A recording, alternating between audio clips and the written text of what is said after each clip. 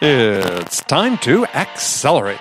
Hey friends, this is Andy. Welcome to episode 679, that's 679, of Accelerate, the sales podcast of record. I've got a fun show lined up for you today. Joining me is Joe Dalton. In fact, all the way from Ireland, Joe is joining us. Joe is a sales trainer and sales marketing coach, as I said, based in Ireland, and host of the Fun podcast, on which I was privileged to be a guest. His podcast entitled Breakthrough Brands. Now, before I get to Joe, I want to tell you a little bit about the Sales House. Yeah, I've been talking about this the last several weeks since we launched it. This is a really unique venture. This is the B2B Sales Education Accelerator. Now, I created this Sales House specifically for the curious and the smart B2B seller. Now, I want you to do is take a moment, picture the future you, the future successful you. 10 years into the future, think about the satisfaction you're feeling from all that you've accomplished and how you've succeeded. Well, I want you to take a second now. Now that you've pictured that future you and write down just what you think you need to have learned to make that future a reality. And hey, that's what you're going to learn in the Sales House, because this is not just an education. This is not training. This is a movement to become who you want to be, to become the best version of you, to be great on your terms. So come and invest a few minutes a day in the Sales House. You get unlimited access to me and every bit of sales wisdom I've acquired from my successful career in sales, and you get access to a roster of world-class experts who are sharing their expertise, as well as you get unlimited access to live coaching hours and live workshops, in-person meetups, all of that. So remember, selling is a tough business, but you don't have to sell alone. The whole Sales House community is here to help. So visit thesaleshouse.com/accelerate. That is thesaleshouse.com/accelerate to take advantage of our special $1 trial offer for listeners of Accelerate. All right, so let's jump into it with my guest today, Joe Dalton. Today we're going to be talking about the 3 pillars for business success that Joe has identified in his work with companies. And those 3 pillars are mindset, marketing, and sales. But in today, in particular, we're going to focus on mindset, what the mindset is for success.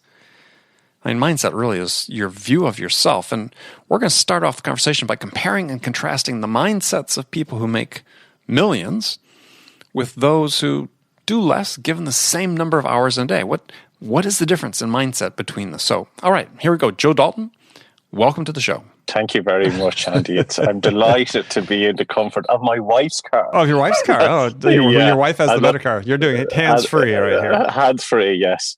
All right. Elon Musk, thank you. Well, I have to admit, this is fairly novel. I think this is, I've done an interview with somebody who was wandering around their backyard, or garden, as we'd say, where you are. Yeah. So, but never in a car. So this is good. So what model of car is this? Because the acoustics are quite nice. Yes, it's actually a Toyota RAV4. It's my wife's car. All right. So it's high up. It's a Jeep, and it's nice and spacious. So I'm sitting in it at the moment. and the reason I'm sitting in it, we have lots of children, and it's bedtime. Four kids. 4 kids. Wow. Yeah, 4, and it's bedtime.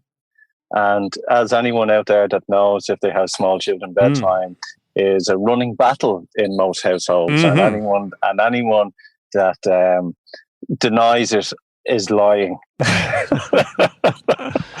So I said, love, I'm going to sit in your lovely RAV4 Toyota and do an interview with Andy, because we wouldn't be able to speak if we were in the house. Yeah. I only had 2 at one time, but I was the youngest of 4, so I vaguely remember. I'm sure I was the cause of much of the madness that existed at that time. So the madness, and there still is madness. That's the thing. Well, there you go. I'm the youngest of 7. Wow. Yeah, good Irish Catholic. Good Irish Catholic families. There you go. Right. I was waiting for you to say it.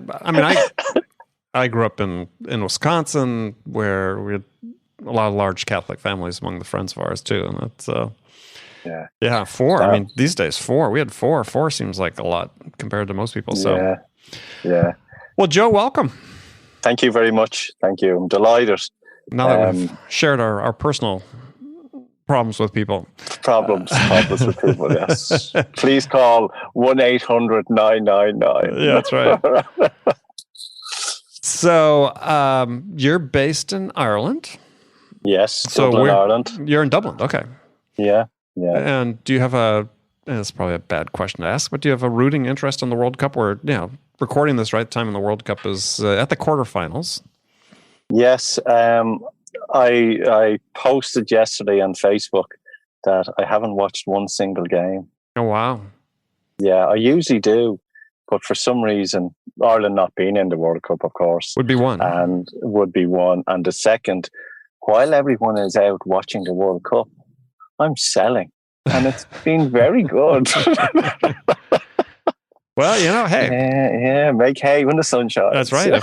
If Ireland's not in it, it's a good time, I'm sure. Yeah. And I lost a myth many, many moons ago when people were saying, oh, we can't do that because it's Monday. Or we can't do this because it's Wednesday. Or we can't do this because it's Christmas. Or we can't do this because it's Easter. Or whatever it may be. And I says, while everyone else is complaining of what day it is, I'll be out hustling. Making money. Making money. Follow the money. Follow the money. That's my motto of the month. Okay. So we're going to talk about mindset today. Yes, we are indeed. As you know, with myself, I run workshops and I do one-on-ones with clients, and I call it the 3 pillars of business success. And those 3 pillars are mindset, marketing, and sales. And I'll just jump into them all, and then we'll jump right back into the mindset. Sure. So the mindset is understanding your mind, your thoughts that's going in your head, clarity, as you know that we need to have clarity, and then taking action, your environment, and upping your skills. And then marketing is your branding, who you are, and you're an expert at that, on your branding, your audience, your message, what platforms, and consistency. And then the sales process is contact, categorize, convince, close, and complete. So they're the steps. And as you know, in each one of them, I spoke about 5 elements. So in mindset, for me, I found that, we were all jumping in and we were all pitching marketing and we were all jumping in and telling people how to sell. And these were the focal points. But in my 28 years in experience, I was kind of going, there has to be more to it. There has to be something. We talk about enthusiasm when we talk about, the success. But what makes it? What really makes it? And in my life journey, and, I've traveled all over the world, as you know, we've spoke before, and I've been in the States, I've been all over Europe, I've been in Asia, all to do with sales and marketing. And I kind of went, I have my journey, so I know my sales and marketing, and then there's a spiritual end to me as well, and not religious, but a spiritual end. So in my endeavors, I went and kept asking people and discussing to them, and I realized that everybody wakes up in the morning and has doubt. They wake up and they have fear of what they're going to be doing that day, or a lot of people had that feeling of the self, the imposter. Sure. Am I doing a good job? And so I kind of looked at the mindset and looked at what was going on in people's heads. And as a sales, we talk about sales. If sales is very competitive, we if you're not doing the job, you're out the door. There's a lot of people I've noticed in business that inherited a sales job because they were the founder, or they had a great idea and they developed something and it was absolutely amazing. But then when you were asked them to go out and sell it, they shit themselves. Don't know if I can say that word on your show. I think with the accent, no one caught it. And they were terrified.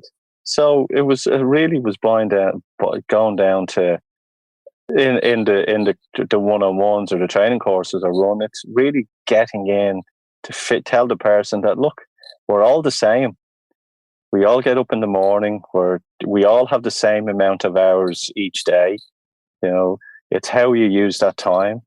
It's how can one guy be making millions with the same amount of hours and time in the day, and one person scratching their head and going, I'm not doing a good job. What am I doing wrong? What am I doing wrong? Well, but maybe one of the issues is not one of the issues, but a thought that we can talk about here is so you said wake up in the morning, we're all the same, but maybe that's part of our problem we have in sales is that maybe we just don't acknowledge the fact that really we all wake up and we're all different. I mean, I think that one of the issues that I see with sales teams, sales managers, and sort of one of the thrusts in sales these days is, uniformity, right? We want people to be the same, want people to follow the same process, use the same scripted questions, and it's like, I want people to are the best version of themselves, and that may not be strictly in line with that. And so I wonder whether we're glossing over differences. We really need to make a better effort of appreciating the differences. Yeah, and when I say that we're all the same, I mean that everyone has doubts and everyone has fears and everyone has aspirations. But it's I get up in the morning and I now have learned to have gratitude. Mm-hmm. And gratitude for everything in my life. And I wake up in the morning now, and it took me a long time to get that mantra into my head, going, look, I have an amazing life, I have a super wife, I have amazing children, and today is going to be just an amazing day. Mm-hmm. Instead of waking up and going, today's going to be rubbish, oh my God, that customer, what have I done with that? And walking out the door, which a lot of people. I'll give you an example. I was on I was going into Dublin City the other day, and I got the tram in, and I very rarely get the tram, and everyone was on their phone, and I looked around, and all the young people were there. They were just looking at their phone, and they were going Twitter, LinkedIn, email, Facebook, Twitter. So they were just, being quite tall, I was looking down, I was being nosy, right? And they were all just going through those 4 processes and then going back just in case they missed something from the first one. And the odd person would look up, and I'd look, they all were miserable looking. And they were all trammed in this thing, and they were all looking up, and you catch the odd person and they'd smile at you. But you could see the worry in some of their faces, and you could see happiness in other faces. But it was all like, there's more to life, folks.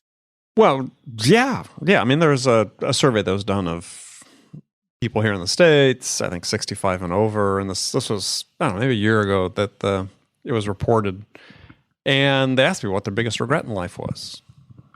The biggest regret in life was they worried too much. Yeah. And so, that's where I'm trying to get at, which it's trying to get people to say, look, stop worrying as much. There's a company over here who does surveys, and they found there was 29 elements that people had that they're trying to achieve in their lives. And the biggest question that people wanted to know are what is my life purpose? Mm-hmm. And that but that's interesting. But it's when you think about it in sales, is not to get everything back to sales, but I mean, it just in life in general is there was a study published last week here in the United States, researchers from Yale and Stanford looking at this idea of people who have a passion, say they have a passion, this is their motivating factor in life, versus those who are more, well, let's say open-minded, a little uncertain about exactly what the purpose was and so on. But what they sort of called the fixed mindset versus the growth mindset. And they found that the people with the fixed mindset, that passion, quote unquote passion, that everybody's advised to find their passion, that as people, that group as individuals tend to be less motivated, less curious, less apt to learn new things because they thought the passion was going to serve them, right? The passion owed them, basically, right? If I've invested all my time in you, you're going to give back to me. Whereas the people with the growth mindset were much more likely to be curious, open-minded, much more tolerant of ambiguity, which, I think is one of the prime skills for salespeople to be able to have in this world is that, resilience, we talk about grit, but I think part of the grit is that you have to be able to survive and thrive and be adaptable in environments where ambiguity reigns supreme. And if that nothing describes sales better than, ambiguity when you're dealing with the prospect. When you start telling about coming out of the States there, the only thing that came into my mind was fake news. Europe is booming at it. Every direction is going. Anything that comes out of the States now is fake news. That's the running joke. Yeah, well, our gift, if you will, to mankind, to civilization. But look, it's like entrepreneurship. You know that if you have an idea and you have a business, when everyone else is around you think that it's mad and think you're silly, you're focused on the prize and you are doing your research and you know what you have and you're driving because you know it's going to be a success. And we know the story about the guy who's selling the ice creams and the guy who sees him selling ice creams on the corner of the road and he's making a fortune, and he looks at your man and goes, God, he's making a fortune selling ice creams. I'm going to go and sell ice creams because he's making a fortune. So he opens one up on the other side of the road and he's not making as much money because he was following the money end of it instead of the passion and the drive. And, a lot of people in business, they create a business because they see the money element, because they see someone else making money. But they don't realize that person probably had 4 or 5 years of hell to get to where they were to start making the money on it. And they don't have the passion and drive of that person. So, they've set this up. They see someone else doing well. They're only following the money, and the business would fall flat in its face. Yeah, the research is pretty clear that money is not the primary motivator for really successful people. I mean, there's a book I just finished reading, just interviewed the author. It's called Barking Up the Wrong Tree by a gentleman named Eric Barker. It's a bestseller in the United States. It's all about the surprising science of success. But we hear this more and more, is that the really successful people, when you look from a mindset perspective, is they know the rewards will come if they do challenging work, if they do work that's fulfilling to them, then they'll get the rewards they need. I'm happy when I'm working on a project and it could be 3:00 in the morning and I'm doing it because I love it. And the only reason that I'll stop doing it is because I have to get up in the morning. So I'll stop. And because it's passion and the drive on it. But I think like in the States, you're looking at small businesses over here in the States. Like I think when I was in an interview with yourself a while back, or it might have been with Jed Blunt, and we're talking about small businesses in the States. And a small business in the States makes $50 million a year. A small business here in Ireland just covers enough to pay the mortgage. No, I wouldn't go that far with the US, but and I realize that a lot of people who are in business, they're flip-flopping around. A lot of them are doing a lot of guesswork. They're running the business, but it's crazy. It's chaotic. And, they're only just getting the money to pay the mortgage or put food on the table.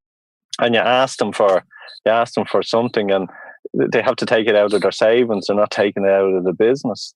And when I get into a conversation with these people, I find really they're missing clarity on what they want to do. Yeah, missing the vision. The passion. Yeah, they have the vision, they have the passion, but they don't have the clarity on how to, what customers they're looking for, who is their ideal customer, what problems they're trying to solve. I'll go to big network meetings here and everyone stands up and does a 5-minute talk and someone get up to do their 5-minute talk and they do this. Hi, I'm such and such and I run. Will you look at us, for God's sake? Please have a look at us. Sorry, I forget that people can't see me. Yeah, well, I think people can see you. Is I think that yeah, but to me that comes down to vision. Right? Understanding who you're selling, who you're serving is really the vision, not so much how much money I want to make or what my passion is. It's how's this thing going to fold out? I mean, this is an issue, I think, for sales in general, is that most sales reps don't really understand what their primary job is. It's not unambiguously clear to them exactly what they should be doing on a functional level when they get to work, but then also just sort of that one higher plane of, well, really, what is my job? They have no idea. I mean, I asked that question when I go talking in front of groups. What's your job? And everybody's job is, well, I'm trying to convince somebody or influence somebody to buy something. And I'm like, I don't think that's your job. I think that's an outcome of what you do. I think your job is to connect and engage with another person and inspire them to take action. Oh, you mean build a relationship? Yeah, like that. I mean, if you can't get that part done, then the other part's never going to happen. So what's your job? Did you ever watch the movie Tommy Boy? Oh my God. Next to fake news, another one of our great exports. Yes. Do you know when he sits down in front of the person and he gives them the pitch or whatever, and your man goes no, and he goes thank you, and walks out the door. I always remind that, when I see sales guys in their very finest pitch, and when somebody hit an objection, they're up and they're out the door, and they all remind me of Tommy Boy. That's for. So for all your listeners, tune into that film and you'll see what I'm talking about. But it's what it is as well with salespeople. It's getting into creating curiosity. Like a lot of them go into building from rapport straight into fact finding and asking questions and going through. They're not, a lot of them won't have lost the art of creating that curiosity for the person to say, "Oh yeah, tell me more." And that's even seasoned sales guys jumping in to do presentations, and they just get in, and I've seen them just fly through doing a presentation, and I go, you never even asked questions before you got into doing the presentation. So that's what I'm trying to jump back into mindset is getting into clarity, clarity on what you're doing, clarity on the direction, the clarity on what real problems are you trying to solve. Put yourself in the customer's shoes, really understand what value you can offer and how can you best serve them. Yeah, no, absolutely. But I'll go back to what I just said is it starts with, you have to make that connection with a person. You're not going to get the opportunity to stimulate curiosity, to understand what the requirements are and how you can help them, the value you can provide, if the first time you get a chance to chat with them, you turn them off because you launch into a pitch without asking about them. You don't have any small talk at all. You don't try to engage with them on a human level, just as a person to a person, not as a buyer and a seller. Things that research show are unequivocally are important, and it's part of it is that new generations of salespeople are being trained to not do those things because they say, well, the buyer doesn't have time. Well, that's, again, research is unequivocally clear. Of course they have time, and they're still people, right? They want to engage with this person. This is part of the buying experience. As you as an individual selling to a buyer, how you interact as on a human level is part of the buying experience. People buy from people. We've said that for years. Well, but now, I have to remind audiences when I talk to them is you don't sell to personas, you sell to people. So you're not selling to someone who fits these characteristics and are sort of like that. No, you've got somebody that's a real, actually living, breathing person that may have some of those characteristics, but they've got a lot of other things to them as well. And how do you engage them on a personal level? How do you engage people that don't like talking on the phone? I had a sales guy speak to me the other week who told me that he was engaging with someone through one of the social media platforms. And then when he says, look, let's have a conversation, the other person said, well, I'm not really good on the phone, but I'd like to just continue on the process here through text. Then I'd go see them personally. Yeah. Well, if there's, if it's a different part of the world or whatever. That's a whole different thing. Then it's probably not your thing. Because if that's a person, a salesperson who, one of their strengths is how they connect to people, whether on the phone or whatever. And if this person says, look, I only want to do it through text. Yeah, maybe it's not worth your time. Yeah, no, but the day was done and the event and everything is happening. But he found it. He said, kind of went, yeah, okay. Well, look, that's what you want. That's what you want. I know 20-year-olds and that don't like using the phone. They don't.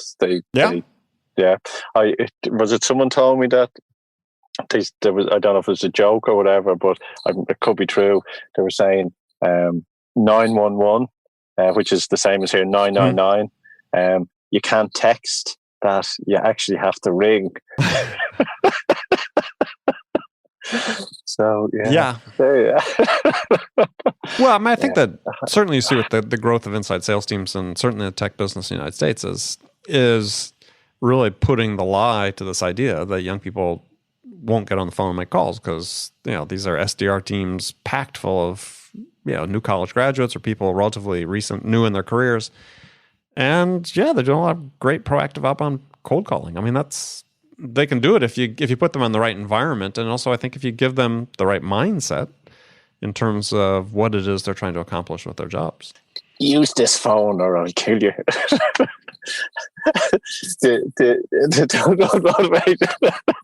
Not sure how effective that is. No, but I'm always jesting. It's like in the coal mines at one stage in England. They were the backbone of England, sure. And suddenly it was taken away, and they didn't know what was going to happen with all these people. And then, a decade later, there was more people working in call centres in England than there was actually ever in the coal mines. Mm-hmm. So, it evolves. It evolves. So it's a kind of a case of going, okay, well, why can't someone pick up the phone if there's more people in England in call centres than there was in the coal mines? Yeah. Well, but right. Well, I mean, I think that's a lesson for everything that's happening in sales today, is that this is not a fixed point in time. This is not the end of the journey. This is not the last of the evolutions. I mean, we're seeing whole industries constructed around supporting inside sales teams and so on. And the only thing you know for sure is that's going to change. In 10 years, it's going to look completely different. I believe in inside sales and outbound and inbound, but I also kind of feel, is inbound a way that is being battered around as an excuse for people not to call, for people not to speak? There's this big illusion. Okay, we write blogs, we do infographics, we do podcasts, we do radio shows to let people know who we are and that we exist. But there is also that element of it when a business is starting off, and when you have to make those calls and get out there and knock on doors and let people know. But it's being piped around and going, oh, you don't need to do any of that anymore. All you need to do is just build a landing page and offer a lovely ebook, and all these people will come to you and you'll be brilliant. Yeah, and I think people are getting past that. I mean, there's certainly... we're usually a couple of years behind you. Right, but I mean, there are companies I've spoken to here in the U.S., prominent inside sales teams, oftentimes startups, mature startups that have said, the SDR model, given the sort of complexity and price point of the product we're selling, we tried it, sort of the big SDR team way, and now we're sort of scaling back. Or others saying, look, we're going to SDR team, but they're mostly going to respond to inbound, and our account execs now have to do outbound prospecting. Yeah, which they should have been doing anyway. Arguably should have been doing anyway. So I think we're seeing, companies everybody sort of jumped onto the boat and said, this is really exciting, we should try this. And now they're saying, okay, that'll work for some companies. For us, maybe again, more complexity, more, higher price point, more complexity in the sale and the approval process. Yeah, maybe that's not the model for us, but we'll use elements of it. So we're seeing that evolution start to take place. I think you need both. I think to parallel, you need to be doing it all, but you also need to have your guys hitting the phones, having the conversations. It's like, look at Ireland. Ireland has got a population of 4.5 million people. Okay, so about the size of my neighborhood here in New York City, right? And we talk about 3 degrees of separation in the world. Okay, in Ireland it's 1 degree. Yeah, everybody's related, right? Everyone's somewhat. So everybody knows somebody that knows somebody, And so it's just like now, don't get me wrong, there's 70 million Irish worldwide. Yeah. Okay. And there's 35 million, I think, in America. Yes. Right. So, but in this little country with 4.5 million people, and everyone knows everyone, it's like just one big network moving around in a big soup. So here networking works extremely well. Getting to go out to meetings, getting to know people, using LinkedIn. Like LinkedIn in Ireland has really taken off. Up to about a year ago, it was just a big recruitment platform, and now people are using it in such a way as, like, for me, it's my Rolodex. Sure. And people now are connecting, and where there's LinkedIn meetup groups in Dublin City, and there's a load of people. So it's evolving that way, that it's all about what you're saying. There is people behind the business, and so in Ireland, it's all about who you know. But when the Irish want to do business, and believe me, Ireland's great at putting people on top of a pedestal and then taking your legs from underneath you when you get a little bit high for yourself, right? But it's great ground, because then you learn there, and then when you're going out to look for markets like in America, or you're looking for markets in England, you've learned all this networking, and then you're using all the platforms, which in your case in America and in England use. So it's good grounds. Yeah, excellent. All right, so we've just about run out of time, and so tell folks how they can connect with you and learn more about what you're doing, because you have a podcast as well. Yes, and my podcast was inspired by you, my friend. Oh, really? Yes. I listened to your podcast and the information you were giving, and I said, you know what? And I connected with you on LinkedIn then after a while, and I kind of went, this is the route, and I started doing a couple, and then I asked you. I remember asking you, would you come on my show, and you said yes. And I felt it was like the biggest win that I had that week. Well, thank you. Right. It was, oh my God, I have to get Andy Paul on my show. This is brilliant. And it was fun. And then it was. We had a good time. And then, I talk about at times, like, people that, when on my show, I ask people about their book. And I remember, I think you said Shakespeare, wasn't it? I like to read, yeah. The one salespeople should read, yeah. Yeah, and I say that to other people. And when they say, well, I don't know what to pick, it says, well, Andy Paul said Shakespeare. They went, oh, that's a great one. So, yes, it is. Learn the language. Learn the language. And my show now is on radio in Australia as well. It's been picked up there. Anyone can find it. It's Breakthrough Brands, Joe Dalton. And my website is www.jdc.ie.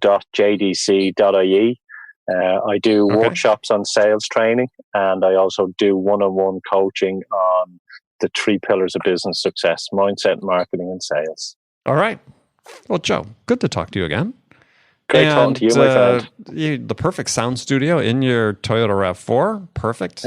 Yeah. Well, I could bring you inside now. We could do a walk around, Hollywood walk around the house. Yeah, with the kids, yeah. Ketchup and everything everywhere. So how old are your kids? 2, 4, 14, and 20. Oh, so you have them close together. Yeah. Yes, you have to have a break. Geez Louise. After 6 years, that I don't think I would have been inspired to start again. A lot of tears. I can imagine. All right. Yeah, a lot of tears. You're a good man, Joe Dalton. So, all right, Joe, thank you very much. And look forward to talking to you soon. Brilliant. Take care. Thanks for having me on. See you later. Okay, friends, that was Accelerate for the week. First of all, I want to thank you for joining me. And I want to thank my guest, Joe Dalton. Join me again next week as I welcome Lee Sauls to Accelerate.